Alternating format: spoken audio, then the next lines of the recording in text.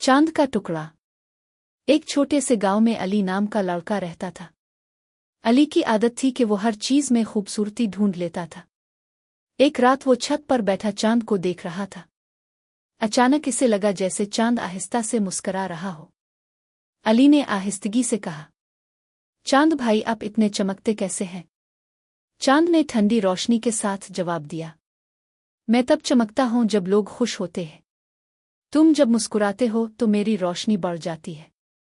अली हैरान, तो फिर अगर मैं सबको खुश कर दूं तो आप और ज्यादा चमकोगे? चांद ने हाँ में सर हिलाया। अगले दिन अली ने गांव में सबकी मदद की। किसी के लिए पानी भरा, किसी के जूते साफ किए, बच्चों को झूले दिए, बड़ों के साथ अदब से बात की। रात हुई, अली फिर छत पर गया। और हैरत, चांद पहले से ज्यादा रोशन था, जैसे इसकी रोशनी गांव भर में फैल रही हो। अली ने खुश होकर कहा, मैंने कर दिया, मैंने सबको खुश कर दिया। चांद ने जवाब दिया, याद रखो, रोशनी हमेशा वहां होती है जहां मोहब्बत होती है।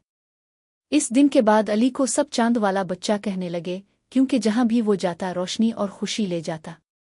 खत्म। मुस्कराहट शेयर करो, रोशनी फैलाओ।